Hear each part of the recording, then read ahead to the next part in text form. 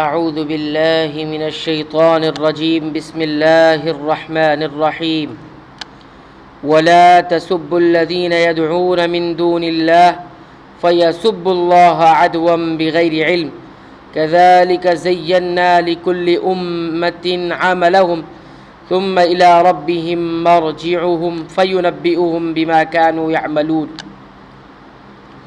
اور گالی مت دو ان کو جن کی یہ لوگ اللہ تعالیٰ کو چھوڑ کر عبادت کرتے ہیں، کیونکہ پھر وہ جاہلانہ ضد سے گزر کر اللہ تعالیٰ کی شان میں گستاخی کریں گے۔ ہم نے اسی طرح ہر طریقے والے کو ان کا عمل مرغوب بنا رکھا ہے، پھر اپنے رب ہی کے پاس ان کو جانا ہے، سو وہ ان کو بتلا دے گا جو کچھ بھی کیا کرتے تھے۔ یہ سدن ذریعہ جسے کہا جاتا ہے، سدن للذریعہ کی راستے کو بند کرنے کے اصول پر یہ مبنی ہے کہ اگر ایک درست کام اس سے بھی زیادہ بڑی خرابی کا سبب بنتا ہو تو وہاں اس درست کام کا ترک کرنا راجح اور بہتر ہے۔ اسی طرح نبی صلی اللہ علیہ وآلہ وسلم نے فرمایا کہ تم کسی کے ماں باپ کو گالی مت دو کہ اس طرح تم خود اپنے والدین کے لیے گالی کا سبب بن جاؤ گے۔ تم گالی دو گے، لامحالہ طور پر سامنے والا بھی گالی دے گا، تو گویا تم ذریعہ بنے اپنے والدین کی گالی کا۔ تو ایسی اللہ رب العالمین کو چھوڑ کر جن کو یہ لوگ پکارتے ہیں ان کو اگر برا بھلا کہو گے تو لامحالہ طور پر وہ بھی جب رد عمل میں کوئی چیز کریں گے تو وہ اللہ پر جائے گی۔ وَأَقْسَمُوا بِاللَّهِ جَهْدَ أَيْمَانِهِمْ لَئِنْ جَاءَتْهُمْ آيَةٌ لَيُؤْمِنُنَّ بِهَا قُلْ إِنَّمَا الْآيَاتُ عِندَ اللَّهِ وَمَا يُشْعِرُكُمْ أَنَّهَا إِذَا جَاءَتْ لَا يُؤْمِنُونَ۔ اور ان لوگوں نے قسموں میں بڑا زور لگا کر اللہ تعالیٰ کی قسم کھائی، اگر ان کے پاس کوئی نشانی آ جائے تو وہ ضرور ہی اس پر ایمان لے آئیں گے۔ آپ کہہ دیجئے کہ نشانیاں سب اللہ کے قبضے میں ہیں، اور تم کو اس کی کیا خبر؟ وہ نشانیاں جس وقت آ جائیں گی یہ لوگ تب بھی ایمان نہ لائیں گے۔ جہد ایمانہم، حلفوا ایمانا مؤکدا، بڑی تاکید سے قسمیں کھائی۔ اقسموا باللہ جہد ایمانہم، محنت کے ساتھ، یعنی بڑی تاکید سے قسمیں کھائی، یعنی کوئی بڑا معجزہ جو ان کی خواہش کے مطابق ہو، جیسے عصائے موسیٰ، احیاء موتا یعنی مردوں کو زندہ کرنا، اور ناقہ خمود اونٹنی کا نکال کر لے آنا، اس طرح کی معجزے، اس طرح کی نشانیاں دکھاؤ تب ایمان لائیں گے۔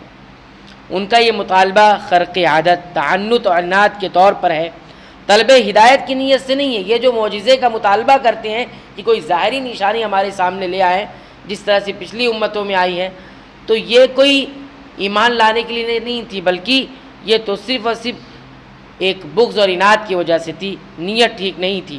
تاہم ان نشانیوں کا ظہور اللہ تعالیٰ کے اختیار میں ہے، وہ چاہے تو ان کا مطالبہ پورا کر دے۔ بعض مرسل روایات میں ہے کہ کفار نے مطالبہ کیا تھا کہ صفا پہاڑ سونے کا بنا دیا جائے تو وہ ایمان لے آئیں گے، جس پر جبریل علیہ السلام نے آ کر کہا کہ اگر اس کے بعد بھی ایمان نہ لائے تو پھر انہیں ہلاک کر دیا جائے گا، جسے نبی کریم صلی اللہ علیہ وسلم نے پسند نہ فرمایا۔ وَنُقَلِّبُ أَفْئِدَتَهُمْ وَأَبْصَارَهُمْ كَمَا لَمْ يُؤْمِنُوا بِهِ أَوَّلَ مَرَّةٍ وَنَذَرُهُمْ فِي طُغْيَانِهِمْ يَعْمَهُونَ، اور ہم بھی ان کے دلوں کو اور ان کی نگاہوں کو پھیر دیں گے جیسا کہ یہ لوگ اس پر پہلی دفعہ ایمان نہیں لائے، اور ہم ان کی سرکشی میں حیران رہنے دیں گے۔ اس کا مطلب ہے کہ جب پہلی مرتبہ ایمان نہیں لائے تو اس کا وبال ان پر اس طرح پڑا کہ آئندہ بھی ان کے ایمان لانے کا امکان ختم ہو گیا۔ دلوں اور نگاہوں کو پھیر دینے کا یہی مفہوم ہے۔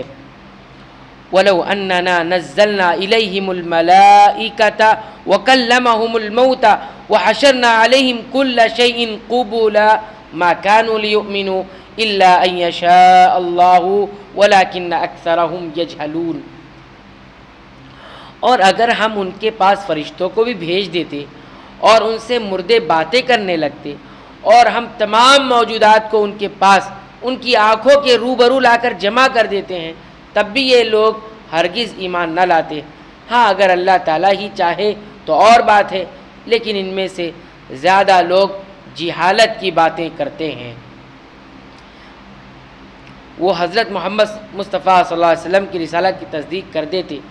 دوسرا مفہوم اس کا بیان کیا گیا ہے کہ جو نشانیاں وہ طلب کرتے ہیں وہ سب ان کے روبرو پیش کر دیتی۔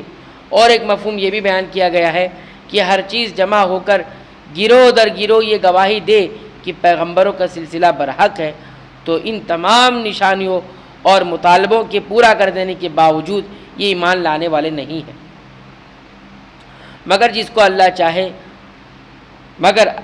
اللہ چاہے۔ اسی مفہوم کی یہ آیت بھی ہے سورہ یونس کے اندر، جن پر تیرے رب کی بات ثابت ہو گئی ہے وہ ایمان نہیں لائیں گے اگرچہ ان کے پاس ہر قسم کی نشانی آ جائے، یہاں تک کہ وہ دردناک عذاب دیکھ لیں۔ اور یہ جہالت کی باتیں ہی ان کے اور حق کے قبول کرنے کے درمیان حائل ہے۔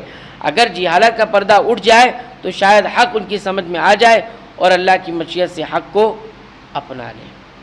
اللہ تعالیٰ سے دعا ہے رب العالمین تو ہمیں قرآن آیات کے مطابق اپنی زندگی گزارنے کی توفیق عنایت فرما، آمین۔